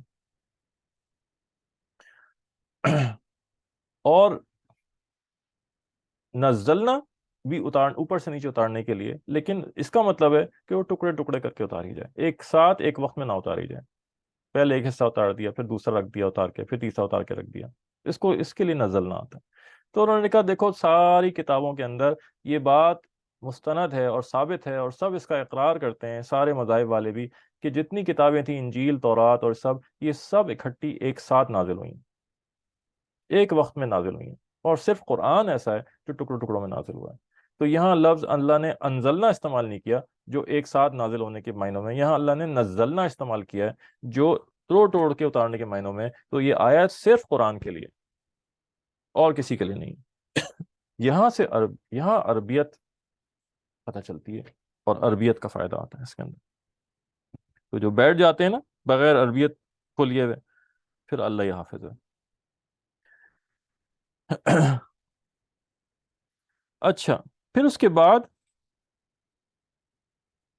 پھر آگے کی آیت میں فرمایا کہ انسان کو زندگی اور موت دونوں بارے میں یاد دلایا، اور تاکید کی گئی دنیا کی زندگی میں صرف اتنا ہی دھیان دینا چاہیے جتنا زندگی کے لیے ضروری ہے، اور باقی جتنا دھیان ہے وہ آخرت کے لیے دینا ہے۔ جہاں جتنا رہنا ہے اور جہاں جتنے حساب سے زندگی گزارنی ہے، اس حساب سے اتنا وقت اور اتنا دھیان اور توجہ وہاں دینی ہے۔ اور پھر انسان کی پیدائش کا حال بیان کیا گیا کہ ہم نے انسان کو سڑے ہوئے گارے سے بنایا، اور پھر یہ بتایا کہ کس قدر حقیر ترین چیز تھی، اور قدموں میں آتی تھی مٹی، اور اس کے بعد جب وہ پیدا ہوا تو پھر اس کو اس درجے تک بلند کیا کہ ملائکہ سے سجدہ تک کروا دیا، اور یہ ساری اللہ نے دلیلیں اس کے اندر دیں اور اس کو صلاحیتیں دیں۔ اور اس کے بعد پھر دوبارہ سے حضرت آدم علیہ السلام اور ابلیس کا قصہ آیا، اور پھر اس کا تکبر اور اس کا سجدہ نہ کرنا، اور یہ سارا بیان ہوا، اور اس نے پھر وعدہ کیا کہ میں گمراہ کروں گا انسانوں کو، لیکن جو مخلص بندے ہیں ان کو میں نہیں کر سکوں گا، آپ کے مخلص بندوں کو علاوہ اس کے سب کو میں گمراہ کروں گا، اور میں بیچ راستے میں بیٹھ جاؤں گا، صحیح راستے کے اندر۔ اچھا، پھر اس کے بعد پھر آگے حضرت ابراہیم علیہ السلام کے مہمانوں کا پھر ذکر آ گیا، پیچھے کی صورتوں میں بھی آیا تھا کہ وہ جو فرشتے حضرت لوط علیہ السلام کی قوم پہ عذاب دینے کے لیے آ رہے تھے، وہ راستے میں حضرت ابراہیم علیہ السلام کے پاس رکتے ہوئے گئے، اور ابراہیم علیہ السلام سمجھے کہ وہ کوئی مہمان ہے، انسانی شکل میں آئے فرشتے، ان کو بچڑا ذبح کر کے لا کے انہوں نے دیا، وہ کھا نہیں رہے تھے، وہ ڈر گئے، اور پھر انہوں نے کہا ہم فرشتے ہیں، اور پھر ان کو اسحاق علیہ السلام کی خوشخبری دی، اور وہ سارا قصہ دوبارہ اللہ تعالیٰ نے یہاں پہ سنایا پھر۔ اور پھر بتاتے ہیں اللہ تعالیٰ کہ ان سارے واقعوں میں ان لوگوں کے لیے نشانیاں ہیں جو عبرت کی نگاہ سے دیکھتے ہیں، اور یہ بستیاں ایسے راستے میں واقع ہیں جس پر لوگ مستقل چلتے ہیں، اور یہ ایمان والوں کے لیے بڑی عبرت ہے۔ اس کے بعد اصحاب الایکہ، ان کا ذکر ہے۔ اصحاب الایکہ حضرت شعیب علیہ السلام کی قوم کو کہا جاتا ہے۔ ایکا کے معنی ہوتے ہیں ایک ایسا جنگل جو بہت گھنا ہو، اتنا گھنا ہو کہ درخت آپس میں ایک دوسرے سے لپٹے ہوئے اور لگے ہوئے ہوں، ایسے وہ جہاں رہتی تھی یہ قوم، وہاں پہ اسی طرح کے جنگلات اور اتنے کثرت سے درخت تھے، اس لیے ان کو اصحاب الایکہ بھی کہا جاتا ہے، حضرت شعیب علیہ السلام کی قوم۔ اور پھر اصحاب الحجر یعنی حضرت صالح علیہ السلام کی قوم سمود، ان کا ذکر کیا، اور کہ یہ ان کی ظلم و زیادتی کی وجہ سے اللہ نے ان پہ عذاب نازل فرمایا۔ اور آخر میں پھر سورہ فاتحہ کی فضیلت کا ذکر ہے، تو قرآن کریم کی عظمت کا بیان کیا گیا کہ ہم نے آپ کو 7 ایسی آیات دے رکھی ہیں جو بار بار پڑھی جاتی ہیں، 7 مثانی سورہ فاتحہ کو کہا جاتا ہے، 7 بار بار پڑھی جانے والی صورتیں، اور عظمت والا قرآن عطا فرمایا، اور جس کو یہ نعمت میسر آ جائے اس کو زیب نہیں دیتا کہ وہ پھر مال کی طرف نظر اٹھائے اور مالداروں کی طرف نظر اٹھائے، اسے چاہیے کہ وہ اللہ کی اس نعمت کا شکر ادا کرے اور اس کو بہت سمجھے اپنے لیے۔ اور جو کافروں کو ہم نے جو کچھ دیا ہوا ہے اس کے بارے میں اپنا دل جو ہے وہ ادھر نہ لگائے۔ اور یہاں پہ سورہ حجر ختم ہو جاتی ہے، اور اس کے بعد جو ہے وہ سورہ نحل ہے۔ اور سورہ نحل بھی ہم انشاءاللہ اس کو مختصر دیکھ لیتے ہیں۔ سورہ نحل بھی مکی صورت ہے، اور اس کے اندر 128 آیت ہیں۔ سورت کا بنیادی موضوع جو ہے وہ اللہ تعالیٰ کی نعمتوں کا مفصل بیان کرنا ہے۔ تفصیل سے اللہ تعالیٰ نے نعمتوں کو بیان کیا ہوا ہے، اپنا گنوائی ہوئی ہیں نعمتیں۔ اسی طرح سورت کا دوسرا نام سورہ نعم بھی ہے، اور اس کا نام نحل کہتے ہیں شہد کی مکھی کو۔ تو اس میں شہد کی مکھی کا خاص طور پہ تذکرہ کیا، اور کس طرح وہ شہد بناتی ہے، اور اس کی کچھ صفات اللہ نے بتائیں، جس کے اوپر اس سورت کا نام سورہ نحل رکھا گیا۔ تو عرب کے مشرکین یہ تسلیم کرتے تھے کہ یہ پہلے بھی آ چکا ہے کہ مشرکین شرک کرتے تھے لیکن اللہ کو مانتے تھے، اور اللہ یہ مانتے تھے کہ سب کچھ اللہ نے بنایا ہے۔ تو اس میں جو ہے ان ساری نعمتوں کا تذکرہ کیا گیا، اور بہت ساری نعمتیں جو ہیں اس کے اندر بیان ہوئی ہیں۔ اور اللہ نے کہا نطفے سے بنایا، فرش بنایا، آسمان زمین کو فرش بنایا، آسمان کو چھت بنایا، چوپائے پیدا کیے، جانور پیدا کیے، گھوڑے، خچر، گدھے سارے پیدا کیے۔ یہ آیت اس میں جو ایک آیت ہے، والخیل والبغال والحمیر لترکبوها وزینۃ ویخلق ما لا تعلمون، کہ وہ اللہ، یہ اللہ وہ ان ربکم لرؤوف الرحیم، اللہ تمہارا بہت رؤوف اور رحیم ہے، اس نے گھوڑے پیدا کیے، خیل اور بغال خچر بنائے، والحمیر گدھے پیدا کیے، لترکبوها تاکہ تم ان کے پر سوار ہو، وزینتاً اور زینت کے طور پہ بھی، اور ضرورت کے طور پہ بھی، ویخلق ما لا تعلمون، اور پھر یہاں فرمایا اور وہ بھی وہ پیدا فرماتا ہے جو تم نہیں جانتے۔ یہاں اس آیت سے خاص طور پہ وَيَخْلُقُ مَا لَا تَعْلَمُونَ سے علماء مفسرین نے یہ لیا کہ اللہ نے یہاں پہ سواریوں کا ذکر فرمایا، گھوڑا، گدھا، خچر، یہ سب سواریوں کے طور پہ استعمال ہوتے ہیں، اور پھر اللہ نے کہا کہ ہم نے یہ سواریاں دی ہیں جن کو تم استعمال کرتے ہو، اور پھر وَيَخْلُقُ مَا لَا تَعْلَمُونَ وہ بھی ہم وہ پیدا کریں گے یا کرتے ہیں جو تم نہیں جانتے۔ تو آگے تک جتنی سواریاں انسان کی زندگی میں آئیں گی، جتنی ایجادات ہیں، جہاز ہو گیا، گاڑیاں ہو گئیں، موٹر سائیکلیں ہو گئیں، اور وغیرہ وغیرہ، اور آگے اللہ جانے اسپیس کی جو بھی سواریاں آتی ہیں اور کیا کیا آتی ہیں، فرماتے ہیں یہ سب اللہ نے ذکر کر دی، وہ سب اصل میں اللہ کی تخلیق ہیں۔ جتنی ایجادات ہوتی ہیں اصل میں اللہ کی تخلیق ہیں، اللہ کی طرف سے صلاحیت دی گئی ہے۔ انسان اللہ کے ذہن میں جو کچھ آتا ہے، عقل ہے، جو کچھ ہے، وہ اللہ کی دی ہوئی ہے، تو جو اس سے پیدا ہوگا وہ بھی اللہ ہی کی طرف جائے گا۔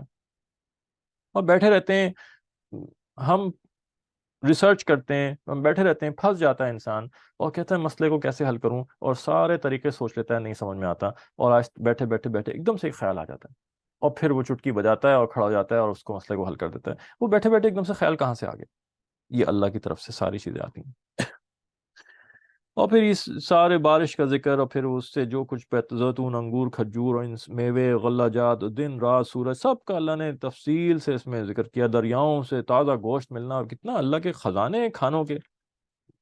یہ دیکھیں تو بہت عجیب سی بات ہے کہ سمندر اور دریا بھرے پڑے غذا سے، مچھلی اور مفت میں مل رہی ہوتی ہے، کوئی اس کو ہمیں اس کی فارمنگ کی ضرورت ہی نہیں پڑتی، جال ڈالیں نکالیں، جال ڈالیں نکالیں۔ اس کے باوجود کیا عجیب باطل کی سازشیں ہیں، کیا عجیب نظام ہے کہ مچھلی مہنگی ترین چیزوں میں سے، حالانکہ مچھلی کو تو سستا ترین ہونا چاہیے۔ کچھ نہیں پتا کہ کیا پیچھے باطل کا نظام چل رہا ہے، کیا دھوکہ دہی چل رہی ہے، جو محروم کیا ہوا ہے اللہ کی نعمتوں سے، وہ کھا نہیں سکتے اتنی آسانی کے ساتھ، جبکہ مچھلی بہت صحت کے لیے بہت اچھی۔ اور ہمیں تو یہ عقل میں بات نہیں آتی کہ جس میں کوئی زیادہ محنت بھی نہیں لگتی، کشتی لے کے جاؤ تھوڑے سے جگہ پہ، وہاں جال ڈالو اور بہت ساری نکل کے آ جاتی ہیں، اور اس کے باوجود سب سے مہنگی ترین چیز رکھی ہوئی ہے۔ تو اللہ ہی سمجھے کہ کیا انہوں نے دھوکے کا نظام اور اس سے بنایا ہوا ہے۔ پھر اللہ فرماتے ہیں سمندر میں جہاز، کشتیاں سب اسی کے حکم سے رواں دواں ہیں۔ وہ اصول، وہ سارے لاز اللہ نے بنائے جس کی وجہ سے پانی اٹھاتا ہے اور کشتیاں چلاتا ہے۔ اور پھر فرماتے ہیں کہ تم اللہ کی نعمتوں کو شمار کرنا چاہو تو نہیں کر سکتے، بے شک اللہ انتہائی مہربان ہے۔ اور جب انسان شمار ہی نہیں کر سکتا نعمتوں کو تو شکر مکمل کیسے ادا کر سکتا ہے؟ اور پھر انسان کے مختلف جسم اور اعضاء کو لے لیں، اس میں خرابی پیدا ہو جائے تو انسان ٹھیک نہیں کر سکتا اتنی آسانی کے ساتھ. اور پھر یہ ساری چیزیں جتنی ہیں انسان کے جسم کا نظام، ان سب کے اوپر روشنی ڈالی گئی ہے اس کے اندر. اور پھر آگے کی آیتوں میں کفار کی دو خصلتوں کی مذمت کی گئی ہے کہ نمبر ایک، بیٹی کی پیدائش کو معیوب سمجھتے تھے، برا سمجھتے تھے بیٹی جو پیدا ہو جائے تو اللہ تعالیٰ کہہ رہے ہیں کہ وَيَجْعَلُونَ لِلَّهِ الْبَنَاتِ سُبْحَانَهُ وَلَهُم مَّا يَشْتَهُونَ. اپنے لیے تو بیٹی کو برا سمجھتے ہو اور اللہ کے لیے بیٹیاں بناتے ہو. کہتے تھے فرشتے بیٹیاں اللہ کی، تو اللہ اس پہ کہہ رہے ہیں خود تو بیٹی کو برا سمجھتے ہو اپنے لیے اور بیٹے چاہتے ہو، اور ہمارے لیے تمہیں بیٹیاں رہ گئی بنانے کے لیے. تو بیٹی کو معیوب. اور دوسرا یہی بات کہ جس اولاد کو اپنے لیے ناپسند کرتے تھے اس کو اللہ کی طرف منسوب کر دیتے تھے. تو یہ اللہ نے یہ ذکر فرمایا وَإِذَا بُشِّرَ أَحَدُهُم بِالْأُنثَىٰ ظَلَّ وَجْهُهُ مُسْوَدًّا وَهُوَ كَظِيمٌ. جب ان میں سے کسی کو بیٹی کی خبر دی جاتی ہے اس کا چہرہ سیاہ ہو جاتا ہے. تو اور کیا فرمایا يَتَوَارَىٰ مِنَ الْقَوْمِ مِنْ سُوءِ مَا بُشِّرَ بِهِ. اور دل دل میں گھٹتا رہتا ہے اس خبر سے جو اس کو دی گئی ہے. تو یہ بات جو ہے یہ ان کی ذکر کیا گیا. اور یہ مسلمانوں میں بھی کتنی آ گئی، ہمارے یہاں کتنی چیز آ گئی. بیٹا نہیں ہوتا تو غصہ کرتے ہیں، ناراض ہو جاتے ہیں. بعض دفعہ بیویوں پہ مصیبت آ جاتی ہے. بھائی بیوی کا کیا قصور ہے اس کے اندر؟ تو اللہ کا فعل ہے اس میں کہ نہیں طلاق دے دوں گا میں اگر بیٹا نہیں ہوا آئندہ. یہ وہ جہالت والی باتیں ہیں، کافروں والی حرکتیں ہیں ساری. اور ڈرتے نہیں اللہ سے کہ اس طرح کی حرکتیں کرنے پہ، جبکہ اللہ نے بیٹی کو جو ہے وہ زیادہ برکت والا بنایا ہے.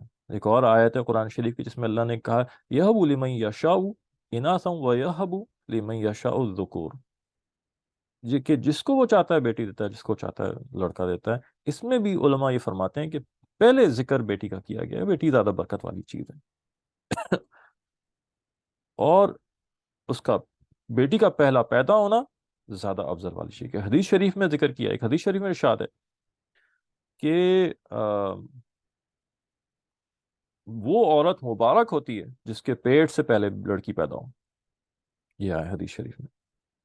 پھر ایک اور حدیث شریف میں آیا جس کو لڑکیوں کے ساتھ سابقہ پڑے، بیٹیوں کے ساتھ سابقہ پڑے اور وہ احسان کا برتاؤ کرے تو یہ بیٹیاں اس کے لیے جہنم کے درمیان پردہ بن جاتی ہیں اور رکاوٹ بن جاتی ہیں. پھر اس کے بعد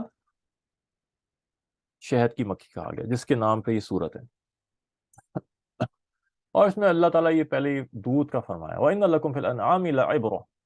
چوپایوں میں تمہارے لیے عبرت ہے. نُسْقِيكُم مِّمَّا فِي بُطُونِهِ مِن بَيْنِ فَرْثٍ وَدَمٍ لَبَنًا خَالِصًا سَائِغًا لِلشَّارِبِينَ. کہ ان کے پیٹوں میں سے گوبر اور خون کے درمیان سے اللہ خالص سفید دودھ پلاتا ہے تمہیں جو آسانی سے اتر جانے والا اور صحت والا. یہ اللہ نے ایک بہت زبردست چیز بتائی. یہ عجیب ایک چیز ہے اللہ کی، دودھ کا پیدا ہونا. کوئی مشین ابھی تک نہیں بنائی ہم نے بن سکی کہ ایک طرف گھاس پھوس اور چارہ ڈالیں دوسری طرف سے دودھ نکلے. یہ گائے اور بھینس اللہ کی ایسی مشین ہے کہ ایک طرف سے چارہ اور وہ کھاتی ہے، دوسری طرف سے ویسٹ پروڈکٹ نکال دیتی ہے اور ایک طرف سے دودھ نکال آتا ہے صاف ہو کے. اچھا پھر اللہ فرماتے ہیں وَأَوْحَى رَبُّكَ إِلَى النَّحْلِ أَنِ اتَّخِذِي مِنَ الْجِبَالِ بُيُوتًا وَمِنَ الشَّجَرِ وَمِمَّا يَعْرُشُونَ. وہی کی تمہارے رب نے، آپ کے رب نے شہد کی مکھی کے اوپر، اور وہی یہاں پہ آئی کہ دل میں بات ڈالنے کو. یہ وہی کا مطلب وہ نہیں ہے کہ جبرائیل علیہ السلام آ رہے ہیں لے کے. یہ وہی بعض دفعہ الہام کے معنوں میں ہوتی ہے. موسیٰ علیہ السلام کی والدہ کے بارے میں بھی کہا کہ ان کو وحی کی، وہ کوئی نبی نہیں تھی. اسی طرح سے شہد کی مکھی کے اوپر بھی جو وحی کا لفظ استعمال کیا گیا اس کا مطلب الہام کیا، اس کو سکھایا، جو اس کے دل میں بات ڈالی، اس کا خیال ڈالا اس کے دل میں. اور کیا ڈالا کہ ان اتخذی من الجبال بیوتا، پہاڑوں میں اپنے گھر بناؤ، وادیوں میں اپنے گھر بناؤ، ومن الشجری، درختوں میں اپنے گھر بناؤ، ومما یعرشون، اور جو لوگ اونچے گھر بناتے ہیں وہاں جو ہے ادھر اپنے گھر چپکا لو چھتے. تو یہ جگہ جگہ پہ چھتے بناتی ہیں اپنے. ثم کلی من کل الثمرات فصلوں کی سبل ربک ذللا. بہت ہی پیاری، بہت ہی خوبصورت آیت ہے. مجھے بڑی عجیب انداز لگتا ہے، یہ بہت زبردست انداز لگتا ہے. میں کہا کھاؤ جتنے پھلوں میں سے جو ہم نے دیے ہیں اس میں سے کھاؤ. فصلوں کی، اور چلو راستے پہ. سبل ربک ذللا، راستوں کو ذلیل کر دیا اللہ نے. چلو اللہ کے راستوں پہ جن کو ذلیل کر دیا گیا تمہارے لیے. بڑا عجیب انداز بیان کیا گیا کے اندر. اچھا مزے کی بات, یخرج من بطونها شراب مختلف الوانه فيه شفاء للناس ان فی ذلک لآیات لقوم یتفکرون. پھر اللہ کہتے ہیں اس کے پیٹ سے پینے کی چیزیں نکلتی ہیں. شراب, شراب کہتے ہیں پینے کی مشروب کو. عربی میں, اردو میں شراب الکوہل کو کہتے ہیں, لیکن عربی کے اندر شراب ڈرنکس کو کہتے ہیں, مشروب ڈرنکس, کوئی بھی ڈرنکس. اور خمر جو ہے وہ شراب کے لیے یا الکوہل کے لیے استعمال ہوتا ہے. اردو میں بھی مشروب عربی کا ہی لفظ ہے جو آیا. تو پھر فرماتے ہیں مختلف رنگ, مختلف الوان. شہد کے بھی مختلف رنگ ہوتے ہیں, یہ سارے ایک رنگ کے نہیں ہوتے, کوئی ہلکا کوئی گہرا, مختلف پھولوں, کس پھول کا رنگ رس نچوڑا اس حساب سے. پھر اللہ فرماتے ہیں فی شفاء للناس, اس میں لوگوں کے لیے شفا ہے. اس کے اوپر ریسرچ کرنی چاہیے کہ یہ تو بتا دیا اللہ نے اور اللہ کے رسول نے کہ بھی شہد میں شفا ہے. اب اس کو کس کس بیماری میں کس کس طریقے سے استعمال کریں, یہ ریسرچ طلب ہے. یہاں پہ ہی چھوڑ دیا گیا ہے, لیکن ہم ریسرچ نہیں کرتے. ہم نے یہ کام بھی گوروں پہ چھوڑ دیا, وہ آپ کریں. ہمارے آباء و اجداد تحقیق کرنے والے, ریسرچ کرنے والے تھے, اور ہماری بھی ذمہ داری بنتی ہے کہ ہم اس کام کو کریں. کہاں گرم پانی میں ڈالا پیا جائے شہد, تاثیر الگ ہوتی ہے. ٹھنڈے پانی میں الگ تاثیر ہوگی, ویسے کھایا جائے الگ تاثیر ہوگی. کس طرح علاج کے کیا کیا طریقے کس کس بیماری کے لیے ہوتے ہیں, یہ ساری ریسرچ والی چیزیں. اشارہ دے دیا گیا ہمیں کہ اس میں بہت کچھ ہے, لیکن ہمیں ریسرچ نہیں کرنی ہوتی. ایک اور بڑی دلچسپ چیز کے اندر, یہاں مستقل مؤنث کا صیغہ استعمال کیا اللہ نے. وَأَوْحَى رَبُّكَ إِلَى النَّحْلِ أَنِ اتَّخِذِي, کہ بناؤ, پکڑ لو, اتخذی بناؤ, من الجبال بیوتن. پھر آگے فرمایا ثم کلی, کھاؤ. کل آتا تو مذکر کے لیے ہوتا, ثم کل من کل ثمرات, تو کھاؤ مذکر کے لیے کہا جا رہا ہے, کسی نر کو کہا جا رہا ہے. یہاں کلی ہے, کلی ہے, اس کا مطلب مادہ, مکھی کے مادے سے مخاطب ہو رہے ہیں اللہ. مادہ مکھی سے مخاطب ہو رہے ہیں. پھر آگے فسلکی, چلو اللہ کے راستے میں. فسلک مذکر کے لیے آتا, فسلکی مؤنث کے لیے آ رہا ہے. جگہ جگہ مؤنث کا صیغہ استعمال کیا گیا. تو شہد کی مکھیوں پہ جو ریسرچ ہوئی بڑی دلچسپ تھی. اس سے یہ پتا چلا کہ جتنا یہ رس نچوڑنے کا کام ہے, چھتے بنانے کا کام ہے, جتنے بھی اصل کام ہے, سارے مادہ مکھی کرتی ہے, مادہ مکھیاں کرتی ہیں ساری. اور یہ نر جتنے مکھے ہوتے ہیں یہ سب نکمے سست ہوتے ہیں, کوئی کام نہیں کرتے.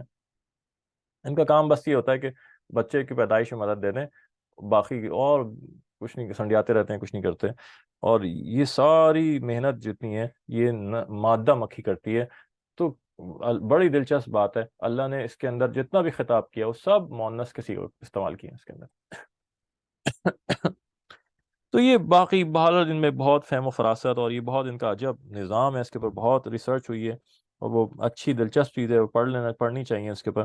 اور ان کا چھتا بڑی زبردست انجینئرنگ کی مثال ہے. ہیگزاگونل ہائیوز ہوتے ہیں, وہ خانے ہوتے ہیں, اور اس کی جیومیٹریکل اپنی الگ وہ چیزیں ہیں. اور جس یونیورسٹی سے ہم پی ایچ ڈی کیا تھا وہاں پہ آسٹریلیا میں, وہاں پہ بھی ایک ہندو سائنٹسٹ تھا, اس نے شہد کی مکھیوں کے اوپر ریسرچ کی, اور کچھ اس نے ایک بالکل نئی بات دریافت کی جو پہلے کسی کو معلوم نہیں تھی. تو یہ بڑے کام ہو رہے ہیں, ہونا چاہیے. اور پھر اس کے بعد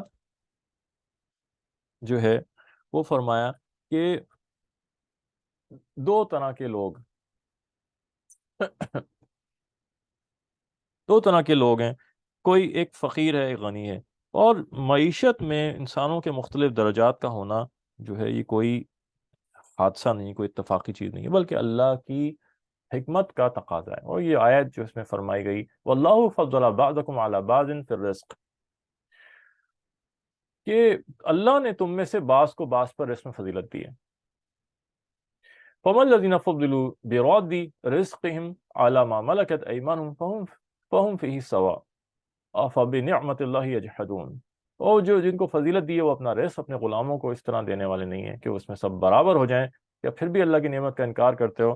یہاں اللہ نے یہ بات بتائی, اور ایک اور جگہ پہ بھی قرآن میں یہی آیت ہے, لِيَتَّخِذَ بَعْضُهُم بَعْضًا سُخْرِيًّا, کہ اللہ فرماتے ہیں ہم نے مختلف درجات بنائے ہیں, اور بعض کے کام آتا ہے اور کام کرتا ہے. یہ جو طبقات رکھے ہوئے ہیں, کسی کو کم دیا کسی کو زیادہ دیا, اس میں بڑی حکمت ہے. اور اگر یہ نہ ہوتی تو معاشرہ بن نہیں سکتا تھا، چل نہیں سکتا تھا، معاشرہ تباہ ہو جاتا، کام نہیں ہو سکتے تھے، چل نہیں سکتے تھے، نظام ختم ہو جاتے سارے۔ یہ جو تفاوت ہے، یہ جو فرق ہے مراتب کے اندر، کوئی غریب ہے کوئی امیر ہے، اس کی وجہ سے ایک دوسرے کی ضروریات پوری کرتے ہیں، ایک دوسرے کا کام کرتے ہیں۔ کون ہوتا ورنہ کہ جو جوتے گاٹتا ہو کہتا ہے میں تو، مجھے ضرورت ہی نہیں ہے؟ کون ہوتا جو کپڑے سیتا ہو کہتا ہے مجھے ضرورت ہی نہیں ہے؟ ہر آدمی چیف ایگزیکٹو آفیسر بن کے بیٹھا ہوتا تو کام کرنے والے کہاں سے آتے؟ سیکورٹی گارڈ کہاں سے آتے؟ انجینئرز کہاں سے آتے؟ ہر آدمی ایک ہی درجے پہ ہوتا۔ تو یہ جو differences of wealth, of financial status اور سوشل اسٹیٹس ہیں، اس کی وجہ سے ہر کام کو کرنے والے لوگ موجود ہیں اور معاشرے کا نظام چل رہا ہے۔ اور یہاں سے جو کمیونزم کا نظام ہے روس کا، اس کی بھی نفی ہوتی ہے، اور وہ فیل بھی اسی وجہ سے ہوا کہ وہ کہتا ہے کہ سب برابر ہونے چاہیے، اور جتنے بھی تم کماتے ہو وہ تمہارا نہیں ہے، وہ سب کا ہے، لہذا وہ جمع کرا دو کامن اس کے اندر، اور وہ سب میں برابر تقسیم ہوگا۔ یہ بالکل غیر فطری نظام ہے، یہ بالکل غیر فطری نظام ہے۔ اور دوسری طرف کیپٹلزم ہے جو بس ایک ہی ایک امیر امیر سے امیر تر ہوتا جائے، غریب غریب سے غریب تر ہوتا جائے، اور یہ بھی غیر فطری نظام ہے۔ اور اس کے بیچ میں اسلامک فائنینشیل اور اسلامک اکنامک سسٹم ہے جو فطرت کے مطابق ہے اور اصل صحیح چیز ہے جس کو نافذ ہونی چاہیے، اور اس کو لے کے چلنے والے، نافذ کرنے والے ہم ہی ہیں، اور ہم پڑے سو رہے ہیں۔ تو لہذا اب ہم کس چیز کا انتظار کر رہے ہیں؟ اور پھر اس کے بعد جس طرح اللہ نے کہا کہ تمام انسانوں کو عقل اور دماغ اور قوت و طاقت صلاحیتیں الگ الگ دی ہیں، اور مزاج الگ الگ دیے ہیں، اسی طرح سے جو ہے وہ ہر مال اور متاع اور سب چیزوں میں فرق رہے گا، اور یہ فرق جو ہے معاشرے کی بنیاد، چلانے کی ڈائنامکس کی بنیاد ہے۔ اور پھر فرمایا کہ ہر چیز، انسان کا گھر کا اصل مقصد اور سب سے بڑی غرض و غایت قرآن کریم نے سکون قرار دیا، اسی طرح سے ازدواجی زندگی کا اصل مقصد بھی سکون ہی ہے۔ اور جو ہے عادتاً انسان کسب معاش کے لیے، ضروریات کے لیے نکلتا رہتا ہے ادھر سے ادھر، اور لیکن جب وہ تھک کے واپس گھر آتا ہے تو اس کو سکون چاہیے ہوتا ہے، اور سکون اصل میں قلب و دماغ کا سکون ہے جو اسے گھر میں ملتا ہے، اور وہ اسی وقت مل سکتا ہے جب اس گھر میں دو صفات ہوں۔ ایک تو یہ کہ وہ طبیعت، انسان کی طبیعت کے مطابق گھر ہو اس کا، جہاں اس کو سکون مل سکے، اس کے مزاج کے مطابق ہو۔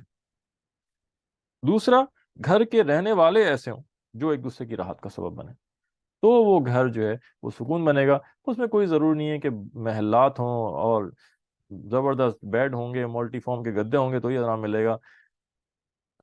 ہم نے تو دیکھا، اور ہم خود بھی اسی طرح زندگی گزارتے کہ بھی پتلا سا بھی گدا ایک پڑا ہوا ہے، پتلا سا بھی اگر ایک بستر بچھا ہوا ہے زمین کے اوپر، لیکن وہ ہماری مستقل کی جگہ ہے اور سکون کا باعث ہے، اسی پہ لیٹ کے سکون ملے گا، اور جگہ لیٹ کے سکون نہیں ملتا۔ تو یہ چیز اللہ نے بیان فرمائی۔ اچھا، پھر اس کے بعد سورہ نحل کی آیت نمبر 90، جو زبردست آیت ہے، اور خطبوں کے اندر اکثر جمعے کے اندر اس آیت کو پڑھا جاتا ہے۔ ان اللہ یأمر بالعدل والاحسان وایتاء ذی القربى وینہی عن الفحشاء والمنکر والبغی یعظکم لعلکم تذکرون۔ حضرت عمر بن عبدالعزیز رحمۃ اللہ علیہ نے اپنے دور میں کہا کہ یہ آیت ڈالو خطبے میں، اور یہ جامع ترین آیت شمار ہوتی ہے جس میں پوری اسلامی تعلیمات کو چند جملوں کے اندر، الفاظ میں سمرائز کر دیا گیا۔ حضرت عبداللہ بن مسعود رضی اللہ تعالیٰ فرماتے ہیں کہ یہ آیت خیر و شر کی سب سے جامع آیت ہے، اور یہی وہ آیت ہے جس کی بنا پہ حضرت اقسم بن سیفی رضی اللہ تعالیٰ عنہ جو صحابی تھے، یہ اسلام میں داخل ہوئے۔ اسی آیت کی وجہ سے ولید بن مغیرہ جیسا دشمن اسلام کی تعریف کرنے میں مجبور ہو گیا۔ اور اسی آیت کے بارے میں حضرت عثمان بن مظعون رضی اللہ عنہ فرماتے ہیں، ایک عثمان بن عفان وہ الگ تھے جو تیسرے خلیفہ، اور یہ عثمان بن مظعون یہ دوسرے، کہ پہلے میں صرف لوگوں کی دیکھا دیکھی شرما شرمی میں مسلمان ہوا، لیکن اسلام میرے دل میں جڑ نہیں پکڑی تھی، اس نے بسا نہیں تھا، لیکن جب یہ والی آیت ان اللہ یأمر بالعدل والاحسان وایتاء ذی القربى وینہی عن الفحشاء والمنکر والبغی، یہ والی آیت نازل ہوئی، تو میرے دل میں کہا یہ دین صحیح، یہی والا دین ہے، یہ پکا ایمان مضبوط ہو گیا، مستحکم ہو گیا، اور نبی پاک صلی اللہ علیہ وسلم کی محبت میرے دل میں گھر کر گئی کہ بلا شبہ اللہ عدل کا اور احسان کا، ان اللہ یامر، اللہ حکم دیتا ہے، بالعدل عدل کا، والاحسان احسان کا، وایتاء ذی القربى اور قرابت داروں کو دینے کا حکم دیتا ہے، وینہی عن الفحشاء اور فحش کاموں سے بچنے کا حکم دیتا ہے، والمنکر اور برے کاموں سے بچنے کا حکم دیتا ہے، والبغی اور ظلم سے بچنے کا حکم دیتا ہے، یعظکم لعلکم تذکرون اور وہ نصیحت فرماتا ہے تاکہ نصیحت قبول کرو۔ اس آیت شریفہ میں 3 باتوں کا حکم دیا گیا، عدل، احسان اور قرابت داروں کو دینے کا حکم۔ عدل کے معنی ہوتے ہیں برابری کرنا، اور جو ہے یہ سب کے ساتھ برابری، اور برابری بھی جو ہوتی ہے اس کا مطلب بھی یہ ہوتا ہے کہ سٹیٹس کے مطابق ہر چیز کا جس کا جو مقام ہے. شیر پلی ہوئی ہے اور شیر پلا ہوا ہے اور بکری پلی ہوئی ہے. شیر کو گوشت دے رہے ہیں اور بکری کو بھی گوشت ڈال دیں تو یہ برابری نہیں کہلائے گی. یا بکری کو گھاس دے رہے ہیں تو کیا جی شیر کو بھی گھاس دوں گا. شیر کی کام کی جو چیز ہے وہ، اور بکری کی کام کی جو بکری کی چیز ہے وہ ہے. اگر ہم یہ نہ کریں گے تو وہ ظلم ہو جائے گا.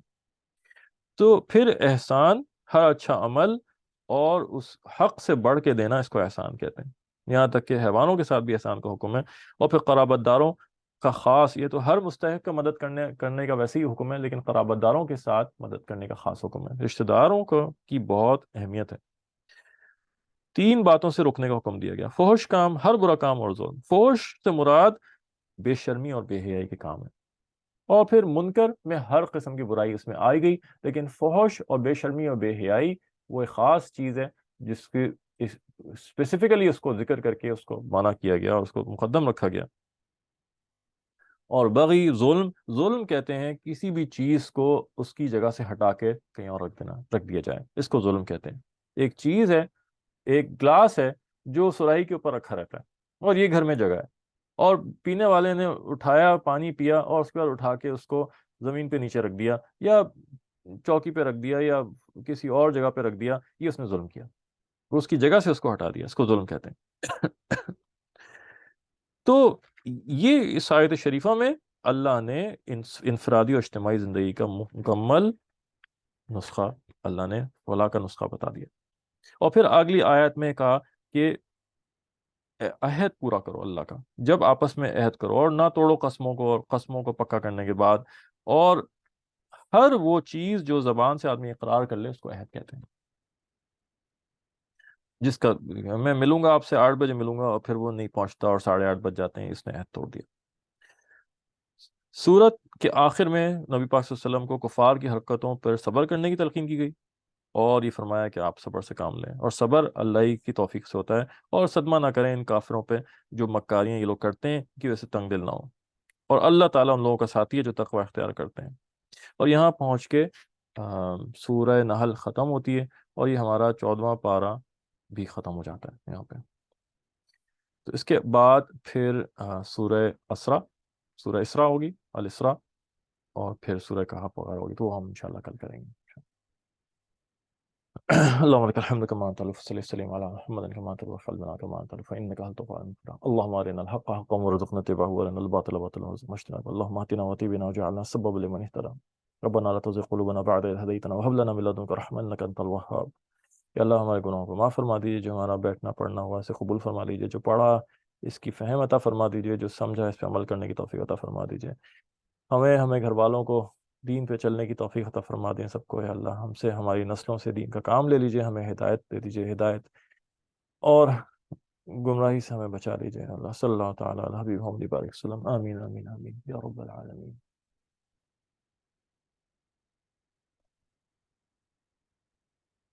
ہاں انشاءاللہ کل بھی کلاس ہوگی، اور باقی سنڈے کا ہم آپ کو بتا دیں گے انشاءاللہ.